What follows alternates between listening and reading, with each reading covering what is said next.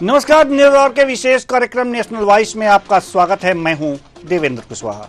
National voice में हम करते हैं देश विदेश के गंभीर मुद्दों पर विद्वानों से चर्चा। आज नेशनल वॉइस का विषय है दिल्ली में चल रही मुफ्त की योजनाएं और उसे बंद करने की भय की राजनीति। दिल्ली के पूर्व मुख्यमंत्री अरविंद केजरीवाल का कहना है कि अगर बीजेपी की सरकार आई तो योजनाएं बंद हो जाएंगी। वहीं बीजेपी का कहना है कि ऐसा कुछ भी नहीं होगा। आज इसी मुद्दे पर करेंगे विद्वानों से चर्चा और जानने की कोशिश करेंगे कि आखिर अरविंद केजरीवाल की बातों में कितनी सच्चाई है। क्या सचमुच योजनाएं बंद हो सकती हैं या फिर यह सिर्फ भय की राजनीति है। आइए शुरू करते हैं नेशनल वॉइस।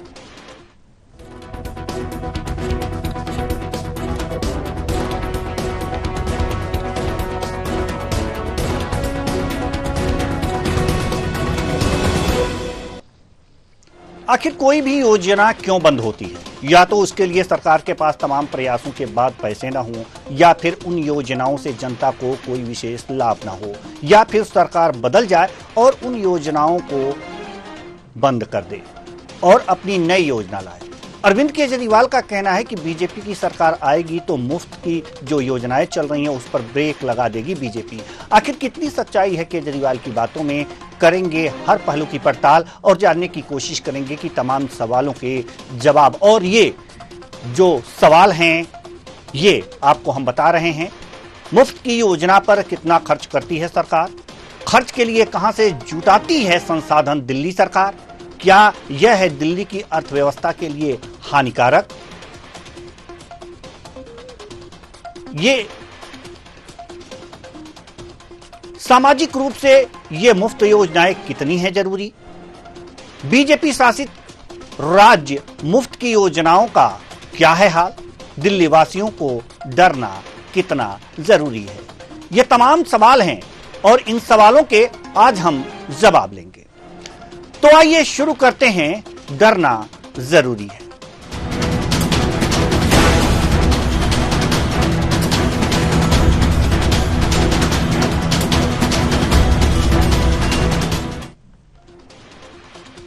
ज्यों ही चुनाव नजदीक आते हैं सियासत में तेजी आ जाती है। एन केन प्रकारेण चुनाव जीतने की जुगत में झूठी सच्ची बातें जनता के सामने परोसी जाने लगती हैं। राजनीतिक विचारक इसे सामान्य बात मानते हैं कि चुनाव में ऐसा होता है, लेकिन कभी कभी यही झूठी सच्ची बातें सरकार बनाने में मदद करती हैं। इसलिए इनको तर्कों की कसौटी पर कसकर देखना जरूरी हो जाता है। दिल्ली में भी अगले साल चुनाव होने हैं और दिल्ली में भी इस तरह की ही बातें चल रही हैं। दिल्ली के चुनाव में मुफ्त की योजनाएं केंद्र में आ गई हैं। केजरीवाल जी कह रहे हैं कि मेरी सरकार नहीं आई तो बीजेपी इन योजनाओं को बंद कर देगी। आइए सुनते हैं क्या कह रहे हैं पूर्व सीएम अरविंद केजरीवाल। पिछली 24 घंटे करी है। अगर आपने इनको गलती से वोट दे दिया, दिल्ली का बुरा हाल कर देंगे। 10-10 घंटे बिजली जाया करेगी। मेरे को याद है 2014 में 13 में इतने हजारों रुपए के बिजली के बिल आया करते थे। एक कमरा, एक पंखा, एक लाइट, एक फ्रिज, एक टीवी, 5,000 रुपए महीने का बिल, 10,000 रुपए महीने का बिल आया करता था। मैं झुग्गियों में घूमता था, कच्ची कॉलोनियों में जाता था, लोग अपने बिल दिखाते थे, बच्चों को पढ़ाएं, रोटी खिलाएं कि बिजली का बिल भरें।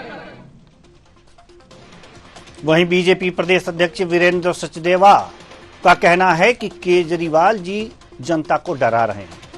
क्या कह रहे हैं? हमने दोहराया है कि बिजली सब्सिडी न केवल जारी रहेगी बल्कि इसका लाभ मध्यम वर्ग के उपभोक्ताओं तक पहुंचेगा।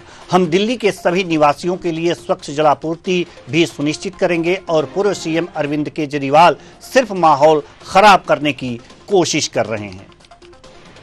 तो आपने देखा कि अरविंद केजरीवाल के जवाब में वीरेंद्र सचदेवा ने क्या कहा है कि ये सिर्फ डराने की राजनीति की जा रही है, माहौल खराब करने की कोशिश की जा रही है। दिल्ली सरकार, अब थोड़ा सा जोड़ घटाना भी कर लेते हैं। दिल्ली सरकार 6,564 करोड़ रुपए के घाटे में चल रही है। हालांकि दिल्ली का घाटा राज्य की अर्थव्यवस्था के 1% से भी कम है। आइए अब जानते हैं कि दिल्ली में मुफ्त वाली योजनाओं के बारे में कि कौन कौन सी मुफ्त वाली योजनाएं चल रही हैं, उसके लिए कितना धन खर्च कर रही है सरकार। अब इन खर्चों का हिसाब लगाएं तो दिल्ली सरकार की मुफ्त योजनाओं पर कुल 6,327.75 करोड़ रुपए खर्च करती है। दिल्ली का इसमें 2024-25 में कुल बजट 76,000 करोड़ रुपए का है, यानी दिल्ली सरकार मुफ्त वाली योजनाओं का बजट का 8.3% खर्च करती है। अब इसकी पिछले सरकार के बजट से तुलना करें तो मुफ्त योजनाओं पर बजट का केवल 5.8% खर्च होता है। तो ये था हिसाब, खर्चों का हिसाब। और ये जो अब दिल्ली बजट 2024 के अनुसार दिल्ली की कमाई, जो अब दिल्ली की जो कमाई है, तो अभी आपने देखा कि योजनाओं पर कुल खर्च कितना किया जा रहा है। मुफ्त की योजनाओं पर दिल्ली खर्च करती है बजट का 8.3%, जो अभी हमने आपको बताया। पिछले बजट में खर्च की थी 5.8%। ये तो दिल्ली की कमाई जो है 64,141 करोड़ रुपए है। दिल्ली 6,564 करोड़ रुपए घाटे में चल रही है। दिल्ली का घाटा राज्य की अर्थव्यवस्था के 1% से भी कम है। और जो बात करें कि अर्थव्यवस्था के आकार का 3.5% घाटा होना भी नियंत्रित माना जाता है, ऐसा जो है वो आरबीआई कहता है। तो ये स्थितियां हैं कि ये जो कुल मिलाकर के ये देखा जा सकता है, ये पूरा आंकड़ा प्रस्तुत करने का, हिसाब किताब बताने का सिर्फ एक ही तात्पर्य है कि सरकार चाहे तो इसे जारी रख सकती है, क्योंकि जो पूरा घाटा है दिल्ली सरकार का, दिल्ली सरकार की अर्थव्यवस्था का 1% से भी कम है। अब आज इसी मुद्दे पर हम चर्चा करेंगे और चर्चा के लिए हमारे साथ जो मेहमान जुड़े हुए हैं उनसे आपका परिचय करा दें। अंशुल अग्रवाल जी, अर्थशास्त्री, बहुत बहुत स्वागत है आपका हमारे इस कार्यक्रम में। साथ ही साथ हमारे साथ सामाजिक कार्यकर्ता प्रशांत त्रिपाठी भी जुड़ेंगे, जुड़ गए हैं। प्रशांत त्रिपाठी जी, बहुत बहुत स्वागत है आपका हमारे इस कार्यक्रम में। रमेश शर्मा जी, वरिष्ठ पत्रकार, हमारे साथ मौजूद हैं, जुड़े हुए हैं। आपका भी बहुत बहुत स्वागत है हमारे इस कार्यक्रम में। चर्चा की शुरुआत करेंगे प्रशांत त्रिपाठी जी आपसे। सामाजिक कार्यकर्ता हैं, समाज में क्या जरूरी है और किस तरह से जरूरी है, ये आपसे हम जानना चाहेंगे कि दिल्ली में जो मुफ्त की योजनाएं चल रही हैं या किसी भी राज्य में जो मुफ्त की योजनाएं राज्य सरकार द्वारा चलाई जा रही हैं, वो वास्तव में कितनी जरूरी हैं और कितनी गैर जरूरी। खासकर दिल्ली की योजनाओं के बारे में बताइएगा। देवेंद्र जी, जब योजनाओं की बात की जाए और खासकर मुफ्त योजनाओं की, तो हमने आज तक देखा है कि जितने भी राजनीतिक दल हैं, इन्होंने सदैव इसको वोट के बैंक के तौर पर इस्तेमाल किया और लोगों के बीच में रखा है ताकि लोगों से वोट लिया जा सके। मगर आप देखेंगे दिल्ली की, खासकर दिल्ली में जो समस्याएं थी पानी को लेकर, बिजली को लेकर, वो कहीं ना कहीं ये योजनाओं आने पे मैं समझता हूँ कि लाखों परिवारों तक इसका लाभ पहुंचा है। सरकार आए दिन भ्रष्टाचार के आरोप हर सरकार पे लगते हैं और तमाम नेता ऐसे हैं जो आप हमारे सबके बीच में आते हैं जिनके ऊपर आरोप लग रहे हैं और सिद्ध भी हो रहे हैं। मगर इस बीच में अगर कुछ ऐसी योजनाएं आ रही हैं जिसका सीधा लाभ आम जनता को पहुंच रहा है, तो मैं समझता हूँ ये योजनाएं लाभकारी हैं और आम जन में इसका इस्तेमाल हो रहा है, लोगों के हित में हो रहा है। ये बहुत अच्छी बात है। पर इसका इस्तेमाल करके लोगों को धमकाना और ये कहना कि आप अगर हमें आपने वोट नहीं दिया तो ये योजनाएं आपसे चली जाएंगी और जनता को उनके वोट के अधिकार को से वंचित रखते हुए एक तरह से उनके अधिकारों को तौला जा रहा है योजनाओं के तराजू पे, तो मैं समझता हूँ ये गलत है और इस पे विचार भी करना चाहिए। परंतु योजनाओं की बात है तो ये लाभकारी है, ये लाभकारी है। चलिए, अंशुल अग्रवाल जी भी आ गए हैं। आपका बहुत बहुत स्वागत है हमारे इस कार्यक्रम में। अर्थशास्त्री हैं आप। दिल्ली में मुफ्त की योजनाएं लगातार हमने अपने दर्शकों को दिखाया है कि कौन कौन सी योजनाएं चल रही हैं। ये जो दिल्ली में चलने वाली योजनाएं हैं, मुफ्त की बिजली, पानी और भी तमाम, महिलाओं के लिए 1,000 रुपये, साथ ही साथ बसों में महिलाओं के लिए छूट, तीर्थयात्रियों, 60 साल से उम्र के ऊपर के लोगों को तीर्थयात्रा कराना, अर्थशास्त्र की दृष्टि से ये कितना महत्वपूर्ण है एक राज्य के लिए? नमस्कार जी नमस्कार सर। मेरे हिसाब से सिर्फ दो ही चीज़ ऐसी होनी चाहिए जो मुफ्त की होनी चाहिए। सबसे पहली चीज़ स्वास्थ्य और दूसरी बात है शिक्षा। बिकॉज बाकी जितनी भी चीज़ें अपन मुफ्त में डिस्ट्रीब्यूट करते हैं वो कहीं ना कहीं उसका जो डायरेक्ट या इनडायरेक्ट इम्पैक्ट होता है वो लोगों की जेब पे होता है। मतलब जो करदाता होते हैं उनके अंदर एक बड़ा डिससेटिस्फेक्शन का माहौल है आज की डेट में। अगर मैं अपने क्लाइंट्स की बात करूँ या जो टैक्स पेयर्स की बात करूँ, तो एक तरफ तो जो फैक्ट्री रन कर रहे हैं सर, वहाँ पे काम करने के लिए मजदूर नहीं मिलते, क्योंकि मजदूरों के अंदर जो एक सिक्योरिटी सेगमेंट होता है कि साहब अगर हमने ढंग से काम नहीं करा तो हमें नौकरी से निकाल देंगे, तो वो अब इनसिक्योरिटी खत्म हो गई उनके अंदर। और इनसिक्योरिटी मतलब मैं किसी पर्टिकुलर वर्ग के लेके कोई गलत बात नहीं कर रहा हूँ, पर अगर किसी के अंदर जॉब को लेकर इनसिक्योरिटी नहीं रहेगी तो उसकी जो काम के लेकर डेडिकेशन है, जो सिंसियरिटी है, वो खत्म हो जाती है। फैक्ट्रीज बंद होने के कगार पे पहुंच चुकी हैं, क्योंकि मजदूर जो है उनको मालूम है कि भाई आज हमें कहीं ना कहीं से कुछ ना कुछ मुफ्त की चीजें मिल जाएंगी, हमें सिर्फ लिकर के लिए, दारू के लिए, इसके लिए कमाना है। तो ये एक ऐसा फैक्टर आ चुका है जिसके कारण काम करना उन्होंने बंद कर दिया है। तो मेरा ये सोचना है कि कोई भी सरकार हो, मैं किसी पर्टिकुलर पार्टी के बारे में बात नहीं कर रहा, पर मुफ्त की रेवड़ियां और फीचर दिखा के वोट को जगाना, वोट की उगाई करना, ये हमेशा के लिए बंद होना चाहिए, चाहे वो दिल्ली हो या मध्य प्रदेश हो। सिर्फ पार्टी चेंज है, बाकी दोनों ही, मेरे को ऐसा लगता है कि दोनों की जगह मुफ्त की रेवड़ियां बराबर से बट रही हैं। आरबीआई का ये आंकड़ा है, ये सवाल भी हम आपसे कर लें, उसके बाद से फिर हम रमेश शर्मा जी के पास जाएंगे। आरबीआई का आंकड़ा है, वो बताती है कि अगर जो अर्थव्यवस्था 3.5 के करीब अगर जो घाटे में जाती है, 1% से भी कम है अभी, तो अभी ये नियंत्रित की श्रेणी में आता है। तो इस हिसाब से अगर जो देखें तो आपकी राय क्या होगी? सर देखिए, रिजर्व बैंक ऑफ आंकड़े के ऊपर तो मैं टिप्पणी नहीं करना चाहूँगा, क्योंकि ये जो डाटा है, ये डाटा बहुत ही कॉम्प्लिकेटेड चीज़ होती है। सच बताऊं तो अर्थशास्त्री होने के बाद भी डाटा के बहुत सारे फैक्टर्स मुझे नहीं समझ में आते, क्योंकि ये डाटा से जब हम रियल लाइफ को कंपैरिजन करते हैं तो सारी चीज़ें यूनिफॉर्म एक प्लेटफॉर्म पे नहीं होती। हर स्टेट के लिए डेटा का अलग अलग मायने होता है। एक एवरेज डाटा को लेके हम बात करेंगे, सारी स्टेट्स जो हैं वो एक ही जैसा परफॉर्म करेंगे, ये मुझे ठीक नहीं लगता। आप लगातार अभी अखबारों में पढ़ रहे होंगे कि मध्य प्रदेश सरकार जो है वो कर्ज की तरह डूबती जा रही है, और दिल्ली में हम यही बात करें, मुफ्त की बिजली देना। अब आप अगर बिजली दे रहे हैं, एक बत्ती कनेक्शन के पास समझ में आती है, पर मुफ्त की बिजली से अगर वो लंच चला रहे हैं, वो कूलर चला रहे हैं, और जो है वो अननेसेसरी कोई ऐसे इलेक्ट्रिक गैजेट्स में हो रहा है जहां पर जो एक कॉमन मैन है वो तक सोचने में उसको दिक्कत होती है, तो वहां पर ये मुफ्त की रेवड़ियां मुझे सर समझ में नहीं आती। इस डाटा पर मैं टिप्पणी नहीं करना चाहूंगा। जी, मुफ्त की रेवड़ियां आपके समझ में नहीं आती, लेकिन डाटा पे टिप्पणी नहीं करेंगे।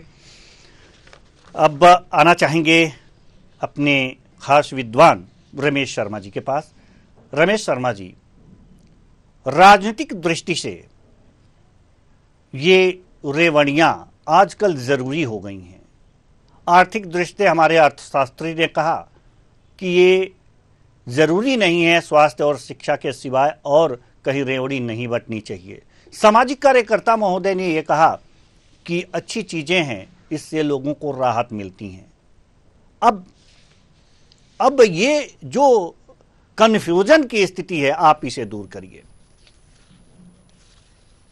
देखिए, मोटे तौर पर इस समय, क्योंकि कई बार एक जमाना, युग चलता है, एक दौर आता है किसी किसी चीज का।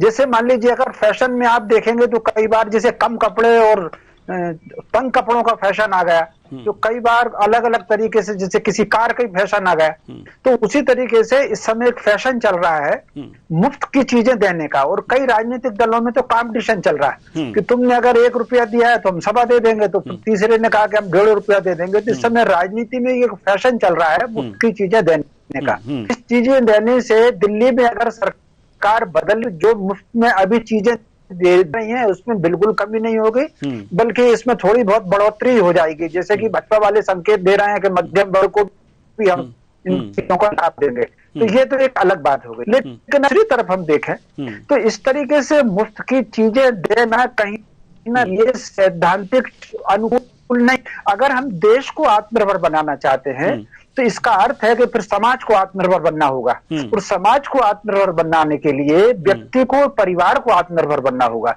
ऐसी स्थिति में यदि मुफ्त की जो चीजें दी जा रही हैं तो फिर वो आत्मनिर्भर कैसे बनेगा? व्यक्ति तो निकम्मा हो ही जाएगा। कर्मशीलता ही की और विकास की निशानी होती है। अगर हम शरीर को ही देख, अगर थोड़ी देर हम पालकी लगा करके 1 घंटे बैठे रहे तो शरीर शून्य हो जाता है। ठीक उसी प्रकार कोई व्यक्ति पुरुषार्थ नहीं करे, परिश्रम नहीं करे, अपनी बुद्धि लड़ा करके मन नहीं चलाए, तो मान करके चलिए कि वो जो उसकी कौशल है, व्यक्तित्व की क्षमता है, जो उसकी प्रतिभा है, वो धीरे धीरे कम होती चली जाएगी। और अगर व्यक्तियों की प्रतिभा और उनका पराक्रम वो अगर कम हुआ तो स्वाभाविक रूप से इससे राष्ट्र को नुकसान होगा। ये जो अभी बताया अंशुल जी ने कि मैं भी इस पक्ष में हूं कि शिक्षा और स्वास्थ्य के अतिरिक्त किसी भी चीज में कोई रियायत नहीं देना चाहिए।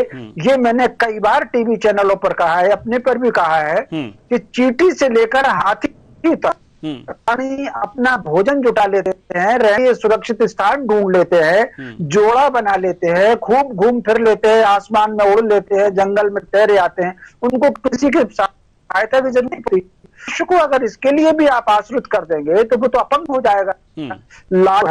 लाठी आपके सुरक्षा का कवच रहे जिससे दूसरे कुत्ते भागे। अगर लाठी आपका बिल्कुल अपंग हो गए और वो आपका चलने में बाधा होने लगी, कुत्ता भी नहीं डरेगा और वो भी भुगेगा। तो सरकार की सहायता ऐसी लागे जो व्यक्ति को सशक्त बनाए, ना कि ऐसी होनी चाहिए कि जो अपंग बनाए।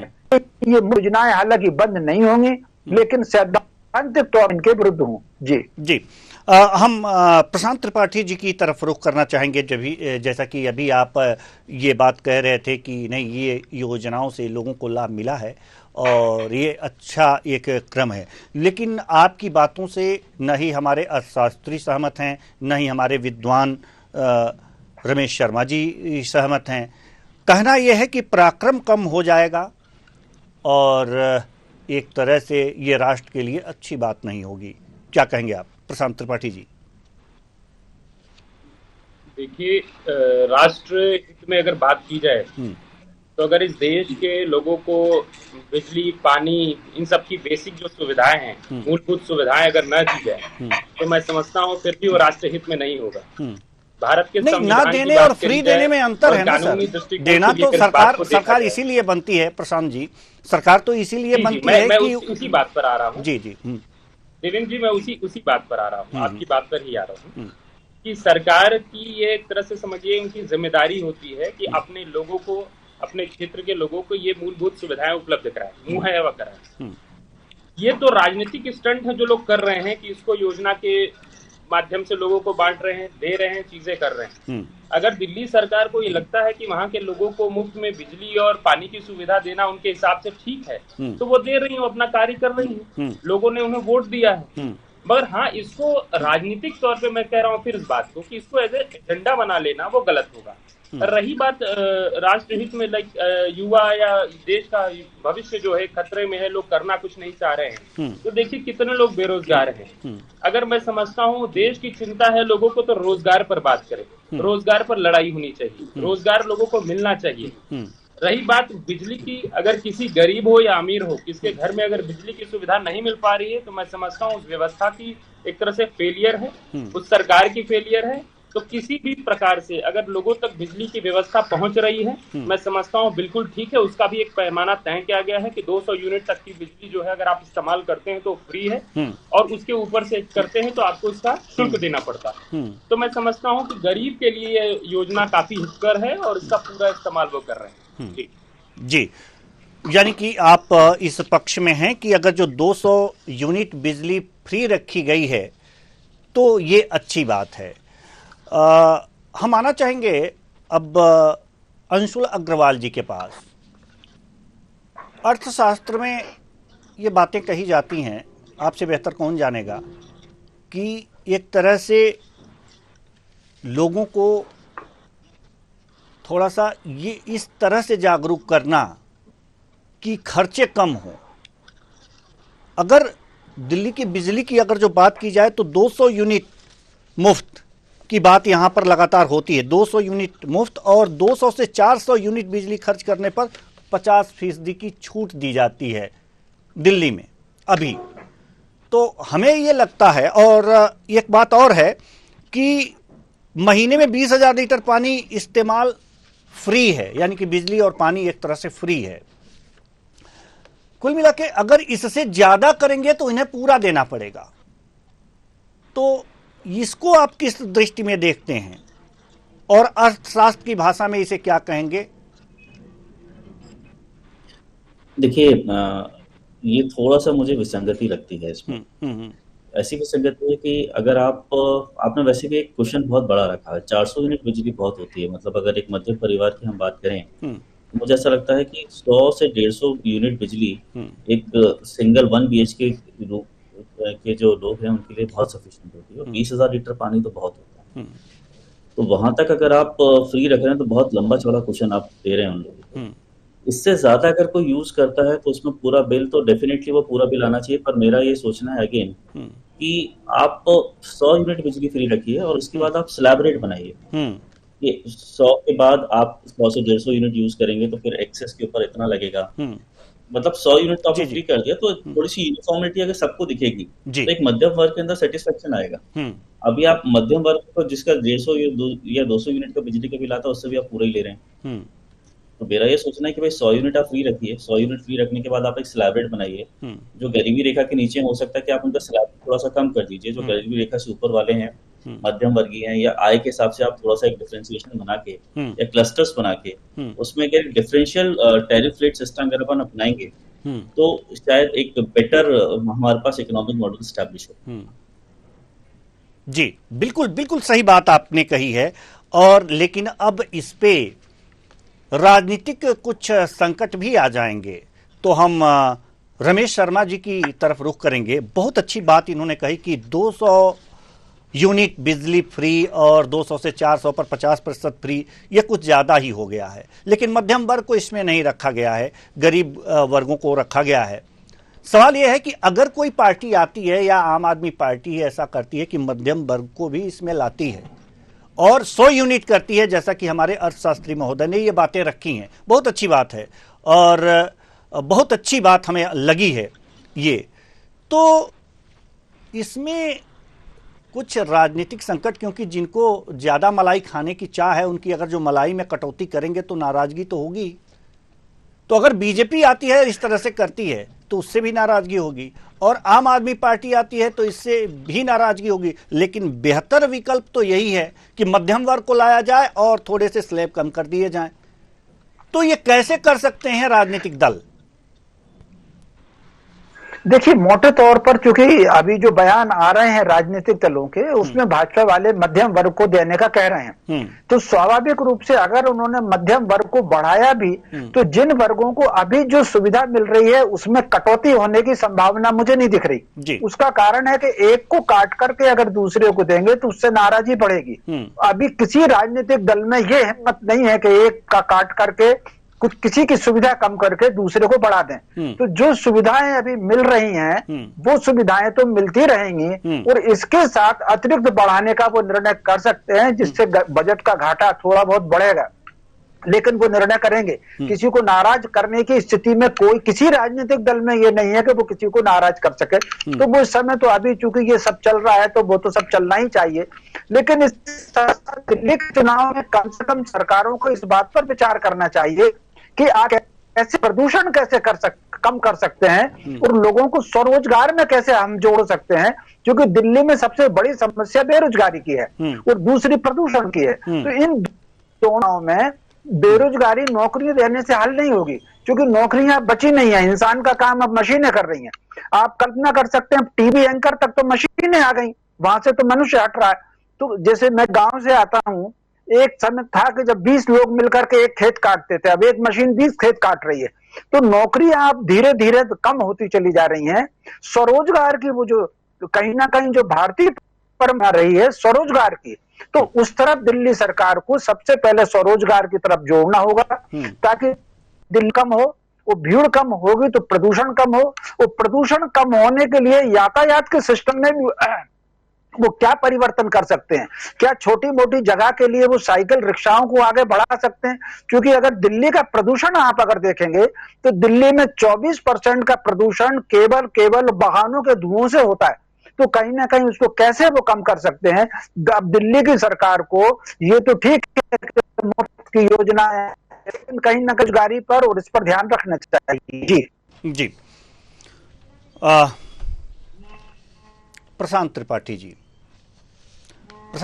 जी, जैसा कि बातचीत चल रही है कटौती की, तो अभी रमेश शर्मा जी ने ये कहा कि किसी भी दल की ऐसी हिम्मत नहीं है कि वो कटौती कर सके। अगर जो कटौती होती भी है तो ये सामाजिक दृष्टि से कितना उचित रहेगा, और दल कटौती करेंगे भी कि नहीं, क्या आसार आपको लग रहे हैं? वैसे रमेश शर्मा जी को तो नहीं लग रहे। ठीक है रमेश शर्मा जी, बिल्कुल कि जो है कटौती के तो संभावनाएं कम लग रही हैं। रही बात एकाएक किसी चीज को बंद करना उचित नहीं है, इसमें रेगुलराइज का जो प्रोसेस है कि एक बार उसको रेगुलराइज किया जाए, इसमें संशोधन करने की जरूरत है। और कोई भी सरकार इस कदम को उठाने के लिए बहुत दूर तक सोच कर चलती है कि कहीं उनके वोट बैंक को कहीं से नुकसान न पहुंचे, कुछ एक वर्ग नाराज ना हो जाए। तो वास्तविक तौर पे तो ये बिल्कुल सत्य है कि कोई राजनीतिक दल अभी ये प्रयास नहीं करेंगे कि किसी प्रकार का रेगुलराइज या इसमें संशोधन करने की हिम्मत करेंगे भी। रही बात इसकी कि जहां तक योजनाओं की बात है, तो योजनाओं में तब्दीली करनी चाहिए, कुछ चेंजेस लाने चाहिए, जो मूलभूत समस्याएं हैं उनको दूर करना चाहिए और प्रयास में रहना चाहिए कि हर तक इन योजनाओं का लाभ पहुंचे। इसके लिए सरकारों को थोड़ा सा प्रयास करना चाहिए। जी, बेरोजगारी की बात भी अभी रमेश शर्मा जी ने उठाई है। दिल्ली में बेरोजगारी की स्थिति और उससे उत्पन्न होने वाली समस्याओं के बारे में आप जरूर जानकारी दें हमारे दर्शकों को। देखिए, दिल्ली में बेरोजगारी की स्तर दिन प्रतिदिन बढ़ रहा है और सिर्फ दिल्ली नहीं, पूरे देश की यही स्थिति।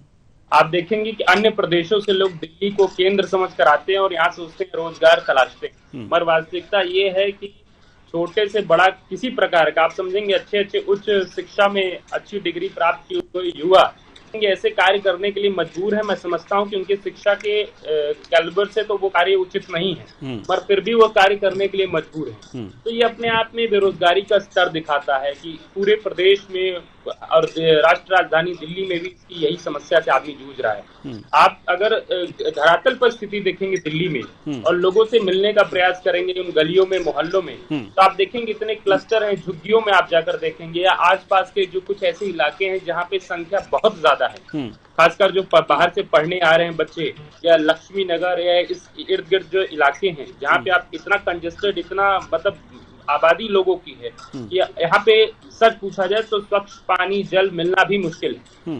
पूरी दिल्ली की प्रदूषण तो भी बड़ा प्रमुख मुद्दा आपने उठाया। मैं चाहता हूँ आपके माध्यम से कि इसको भी एक बार प्रकाश में लाया जाए आपके चैनल के माध्यम से। प्रदूषण एक बहुत बड़ा विषय बन गया है दिल्ली में, बहुत चिंता का विषय है और संख्या दिन प्रतिदिन लोगों की बढ़ रही है। तो बेरोजगारी भी उसी स्तर पे बढ़ रही है और इस पे सरकारों को भी ध्यान देना चाहिए, देश के युवाओं को भी ध्यान देना चाहिए, क्योंकि स्वरोजगार स्वावलंबी बनने की जो एक व्यवस्था है, ये जब तक हम व्यक्तिगत तौर पर इस पर नहीं सोचेंगे, इस पर नहीं विचार करेंगे, तब तक तो ये संभव नहीं है। सरकार कितनों भी प्रयास कर ले, इस पे सरकार कुछ विफल ही रहेगी सदैव, अगर हम आप नहीं सोचेंगे जी। और खासकर सरकार की जिम्मेदारी है कि हमें एक डायरेक्शन देना है, एक दिशा देना है। सरकार अपना कार्य करे और मजबूती से कार्य करे, और अगर सरकार नहीं कर रही है तो हमें उनको अपना जो जवाब है, जो वोट का अधिकार है, उससे उनको जवाब देना होगा।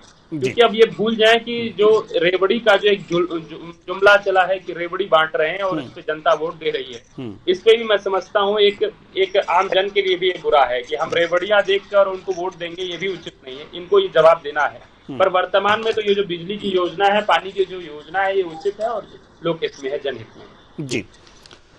अंशुल अग्रवाल जी, हम आपके तरफ रुख कर रहे हैं। सवाल बेरोजगारी का है और दिल्ली में भी बेरोजगारी है, देश में भी बेरोजगारी है। दिल्ली की बेरोजगारी कैसे दूर की जा सकती है? राजनीतिक पार्टियां आखिर ऐसा क्या वहां पर करें कि बेरोजगारी दूर हो सके? सर देखिए, बेरोजगारी ऐसी समस्या है जो ऑल ऑफ ए सडन तो दूर हो नहीं सकती।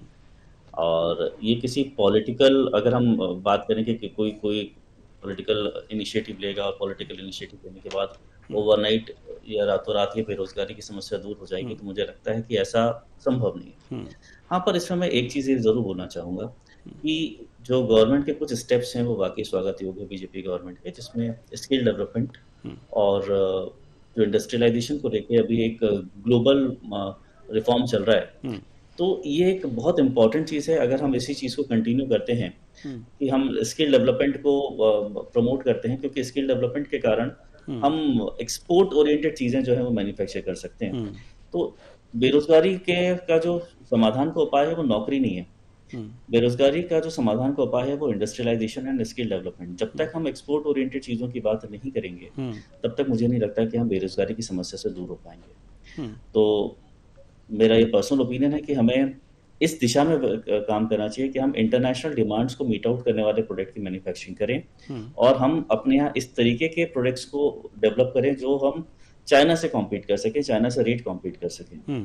क्योंकि एक्सपोर्ट ओरिएंटेड चीज़ें बना लेना सिर्फ काफ़ी नहीं होगा, उसको उस रेट पे बनाना होगा जो हम इंटरनेशनल मार्केट में एक्सेप्टेबिलिटी में आ पाए। ऐसा और क्वालिटी भी वैसी ही रखनी होगी जो इंटरनेशनल मार्केट में ग्राह्य हो। जी, बहुत अच्छी बात आपने कही है रमेश शर्मा जी। हम पुनः आपके पास आते हैं। बेरोजगारी के मुद्दे पर हम चर्चा कर रहे हैं और बेरोजगारी के मुद्दे की तरफ ध्यान आपने दिलाया है और दिल्ली की बेरोजगारी के बारे में भी आपने ध्यान दिलाया है। सवाल यहाँ पर यह है कि अंशुल अग्रवाल जी का ये कहना है कि स्किल डेवलपमेंट और उद्योग लगने चाहिए। वर्तमान राजनीतिक परिप्रेक्ष्य में क्या दिल्ली सरकार के पास ये अधिकार हैं, हाथ खुले हैं, चाहे किसी भी की सरकार हो, उनके हाथ खुले हैं कि वो उद्योग लगा सकती हैं, कुछ और कर सकते हैं? अगर खुले हैं तो क्यों नहीं लग पा रही हैं, और नहीं खुले हैं तो कहाँ बाधे हुए हैं? जी देखिए, मोटे तौर पर इसके लिए एक तो राजनीतिक इच्छा शक्ति की बहुत आवश्यकता है कि दिल्ली सरकार भी लगा सकती है, हर सरकार लगा सकती है। ये जो राजनीतिक घोषणा पत्रों में, चुनाव के घोषणा पत्रों में वो कह देते हैं कि 1 लाख नौकरियां देंगे, 50,000 नौकरियां देंगे, उसके बजाय कहीं ना कहीं इच्छा शक्ति होनी चाहिए। और ये जो स्वरोजगार की है, इसको 2 स्तर पर काम होना चाहिए। एक, ग्रामीण स्तर पर कुटीर उद्योग ऐसे स्थापित हो जाए कि स्थानीय जरूरत से पूरी हो जाए। थोड़ी देर के लिए मान लीजिए अगर कहीं मूंगफली का उत्पादन ज्यादा हो रहा है, थोड़ा मूंगफली तेल की घानी लगे, और कहीं अगर तुअर का उत्पादन, मूंग का उत्पादन हो रहा है तो वहां दाल मिल लगे, तो गांव की जरूरत गांव में पूरी हो। और जो नगरों के आसपास हम विशेष औद्योगिक क्षेत्र घोषित करते हैं, बड़ी इंडस्ट्री के लिए रियायतें देते हैं, वहां पर अंतरराष्ट्रीय स्तर का जो मानक है उससे कहीं ना कहीं एक कदम आगे। मान लीजिए वहां का मानक अगर 24 है तो हमारा प्रोडक्शन 25 आना चाहिए। और ये जो न केवल क्वालिटी में हो बल्कि ये कंपटीशन प्राइस में भी हो। तो क्वालिटी और प्राइस और फिर उसका दिखावट और सजावट, कई बार हमारी क्वालिटी अच्छी होती है, लागत भी हमारी ठीक है, लेकिन वो दिखने में सुंदर नहीं होता। तो ये जो नगरों के आसपास बड़े इंडस्ट्रियल एरिया खुलते हैं, जिसमें से दिल्ली भी एक है, तो वहां इस तरह की यूनिट डलें जो कि कहीं ना कहीं अंतरराष्ट्रीय बाजार में अपना स्थान बनाए। और जिला मुख्यालयों के नीचे जो मंडल स्तर होते हैं, या गांव का स्तर हो गया या तहसील का स्तर हो गया, वहां पर स्थानीय जरूरत का सामान पूरा हो। इसके लिए बहुत आवश्यक है न केवल राजनीतिक इच्छा शक्ति की, बल्कि इसके लिए सामाजिक इच्छा शक्ति की भी आवश्यकता है। इस तरीके से इस समय एक फैशन चल रहा है, जैसा कि मैंने कहा कि राजनीति में फैशन चल रहा है रियायत देने का, उसी तरीके से समाज जीवन में फैशन चल रहा है कि दिखावटी, सजावटी और महंगे स्कूल में आप बच्चे को भर्ती करिए और ऐसी डिग्री में एडमिशन दिलाइए जो समझ में ही नहीं आए, उसमें अंग्रेजी और पता नहीं क्या क्या शब्द बोलो, और आगे चल करके वो चपरासियों की इंजीनियरिंग पास किया हुआ व्यक्ति, कल्पना कर सकते हैं इंजीनियरिंग पास किया हुआ व्यक्ति वो जो है चपरासी की लाइन में भी लगता है। मुझे होटल में बैरे दिखे हैं इंजीनियरिंग पास किए हुए, तो जबकि वो महंगे स्कूलों में। तो कहीं ना कहीं समाज जीवन में ये बात आनी चाहिए कि आप केजी से लेकर के ग्रेजुएशन तक जितना पैसा खर्च करते हैं उससे आधे पैसे में आपके गांव में कुटीर उद्योग लग जाएगा और बच्चा 4 को नौकरी देगा। अंबानी और अडानी और ये जो एमडीएच मसाले के मालिक हैं, इनको सामने रखें कि इन्होंने जिंदगी कहां से शुरू की है, आज कितने हजार लोगों को वो नौकरी दे रहे हैं। तो ये कहीं ना कहीं समाज जीवन में ये विचार भी आना चाहिए। जी बिल्कुल। प्रशांत त्रिपाठी जी, जैसा कि अभी हमारे वरिष्ठ पत्रकार महोदय रमेश शर्मा जी ने कहा कि 2 स्तरों पर होनी चाहिए बेरोजगारी, दूर 2 स्तरों पर की जा सकती है। एक तो ग्रामीण स्तर पर कुटीर उद्योग लगाकर के गांव की आवश्यकताएं गांव में ही पूरी कर ली जाएं, और दूसरी औद्योगिक क्षेत्र जिसे इंडस्ट्रियल एरिया घोषित किया जाता है, वहां पर बड़े पैमाने पर उद्योग स्थापित करके और उसमें जो प्रोडक्ट हैं उसकी क्वालिटी को बढ़ा करके बेहतर तरीके से किया जा सकता है। ग्रामीण इलाकों की अगर जो बात करें तो दिल्ली के आसपास के जो ग्रामीण इलाके हैं वहां पर अगर इस तरह के उद्योग कौन कौन से स्थापित किए जा सकते हैं और कैसे? देखिए, दिल्ली में कई ऐसे जगह हैं जहाँ पे मैं समझता हूँ कि वहाँ पे उद्योग स्थापित करे जा सकते हैं, और उद्योग का भी स्तर होता है स्मॉल स्केल में। अगर आप बात करेंगे कि कुछ बना रहे हैं, कुछ छोटी छोटी पैकेजिंग का काम कर रहे हैं, या निचले स्तर पे कई ऐसे कलाकार भी हैं जो नई चीजें करके उनको विदेश में भी इम्पोर्ट एक्सपोर्ट के भी कारोबार को बढ़ावा दिया जा सकता है। बट फिर सवाल वहीं आके अटक जाता है कि योजनाएं हैं, व्यवस्था है, नई स्कीम्स हैं जिनका हम क्रियान्वयन कर सकते हैं, मगर उन तक इसकी सूचना नहीं है, इनकी जानकारी नहीं है। आज इस आपके चैनल में हमारे बड़े अर्थशास्त्री हमारे बीच में हैं, और जो इनकी बातें हैं, मैं समझता हूं कि उन गरीबों तक, उन ग्रामीण स्तरों पर, उन गांवों तक, उन स्लम्स तक, झुग्गियों तक, सिर्फ दिल्ली नहीं बल्कि पूरे देश के हर एक कोने में पहुंचनी चाहिए। उनको इन योजनाओं के बारे में, इन तरीकों के बारे में, इन रणनीतियों के बारे में अवगत कराना होगा।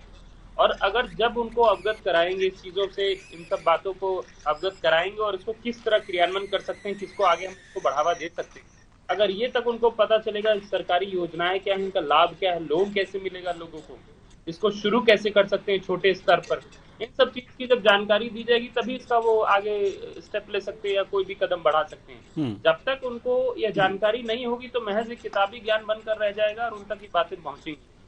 तो आज समय है जागरूकता का और उनको पहुंचाने का। मैं समझता हूँ मेरी भी एक जिम्मेदारी है सामाजिक कार्यकर्ता के तौर पर उन तक पहुंचना, और ये हम सबकी जिम्मेदारी है। जब इस जिम्मेदारी का निर्वहन होगा, इस पर कार्य होगा, लोग तक ये बातें पहुंचेंगी, और शर्मा जी की बातें भी उन तक लोगों तक नहीं, ये सब बातें पहुंचाने में कितनी कठिनाइयों का सामना करना पड़ता है कि जो योजनाएं हैं वो लोगों तक पहुंचाने में, प्रेषित करने में आप सामाजिक कार्यकर्ता भी हैं तो आप पहुंचाते भी होंगे, तो कौन कौन सी कठिनाइयां सामने आती हैं? देखिए, कई चीजें हैं। जब आप किसी को किसी योजना के बारे में बताने जाते हैं तो सर्वप्रथम तो इस समय आप लोगों के बीच में पहुंचते हैं, कुछ शिक्षित हैं, कुछ अशिक्षित वर्ग हैं, सबका अपना अपना एक स्तर होता है, उसको समझाने का भी एक तरीका होता है। कुछ लोगों के अंदर भय भी है, डर भी है, पुराने में किसी प्रकार का कोई फ्रॉड या किसी योजना संबंध में उनको नुकसान हुआ, लाभ हानि, तमाम चीजें ऐसे निकल कर आती हैं। तो मैं समझता हूँ ये प्रयास जो है सामाजिक संगठन के जो कार्यकर्ता हैं, जो लोग हैं, सामाजिक लोग हैं, उनको कहीं ना कहीं सरकारों का पूरा सहयोग और बल नहीं प्राप्त होगा। सामाजिक कार्यकर्ताओं का, शास्त्रियों को, एवं समाज के अच्छे लोगों को जो इन लोगों तक पहुंच सके, जिनका कार्य एक्चुअली में क्या है कि सिर्फ ऑफिस में बैठ के और 10 से 10 की नौकरी कर और लोगों को देश के हित में कार्य करने बताने वाला नहीं है, पर एक सरकारी कर्मचारियों को भी एक समय स्थापित करना चाहिए, सैटरडे संडे जो भी कुछ समय में 2-4 घंटे ऐसे निकाल कर देने चाहिए जो लोगों के बीच में जाए। उन्हें बताना चाहिए कि आप लोगों के बीच के व्यक्ति हैं, लोगों को आपको इन योजनाओं तक लाना है, समझाना है, करना, उनका सहयोग करना है।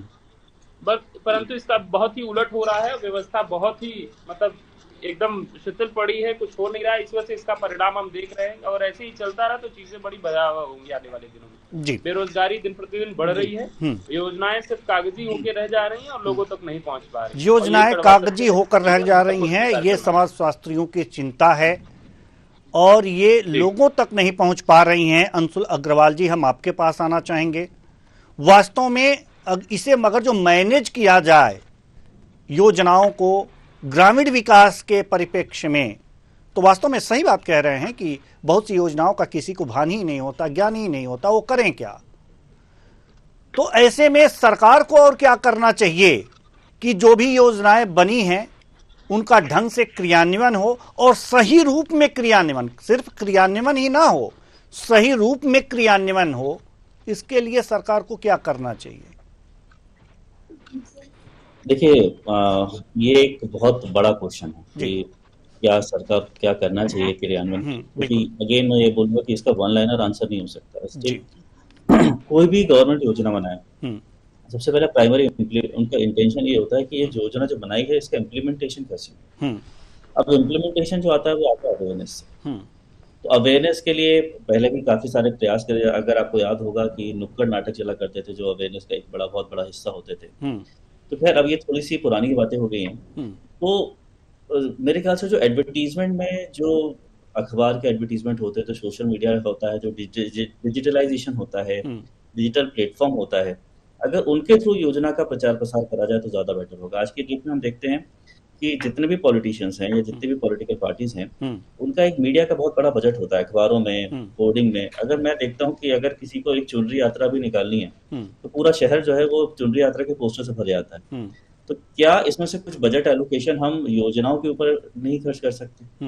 अगर हम डिजिटाइजेशन की बात करते हैं तो डिजिटल प्लेटफॉर्म का यूज जो है, हमारे पास रेगुलरली कॉल आते हैं कि सब इस फलाना पार्टी के लिए आप वोट करिए।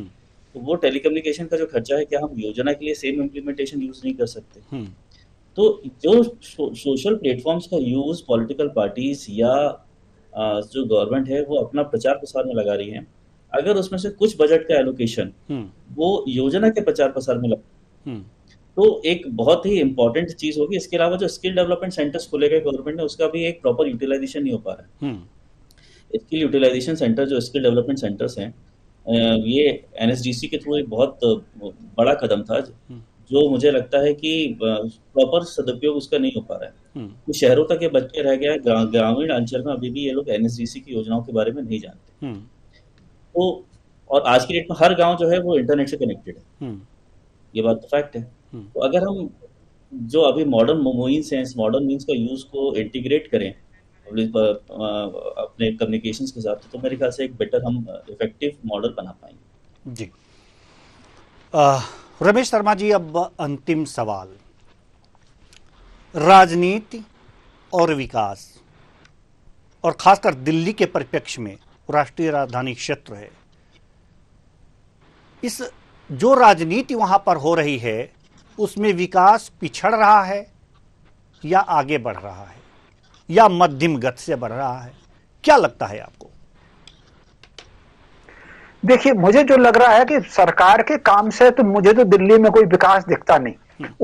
उनका एक काम मुझे बहुत अच्छा लगता है, जो उन्होंने जो मोहल्लों में जो अस्पताल खोले थे, क्लिनिक खोले थे, वो एक काम उनका काफी ठीक काम था। बाकी सब काम वो दिखावटी सजावटी कर रहे हैं। अगर काम दिखावटी सजावटी ना होते तो ना तो इतना प्रदूषण बढ़ता, ना इतना अतिक्रमण बढ़ता, इतना वहां पर क्राइम बढ़ गया। तो कुल मिलाकर के इन 10 वर्षों में अगर देखेंगे तो प्रदूषण की वृद्धि का जो परसेंटेज है वो पिछले उससे बहुत ज्यादा बढ़ा है, और इसी तरीके से क्राइम भी बहुत ज्यादा बढ़ा है। तो मैं समझता हूं कहीं ना कहीं राजनीति पर भी आमूल परिवर्तन विचार में होना चाहिए। जी अब चूंकि समय नहीं है, नहीं तो इस चर्चा को और आगे बढ़ाते। बहुत बहुत धन्यवाद सभी मेहमानों का, आप आए और अपने अपने विचार साझा किए। तो सवाल ये है कि दिल्ली में चुनाव होने वाले हैं, इसलिए पार्टियां डरा रही हैं। तो डरना जरूरी नहीं है, पूछना जरूरी है कि आपने अगर जो इतने साल हमारे ऊपर शासन किया तो हमें क्या दिया? प्रदूषण दिया, विकास दिया या कुछ और दिया? अगर नहीं दिया तो क्यों नहीं दिया, ये जरूरी है। इसलिए अब सवाल करना जरूरी है, डरना जरूरी नहीं है। फिलहाल इस कार्यक्रम में इतना ही। मुझे दीजिए इजाजत। नमस्कार।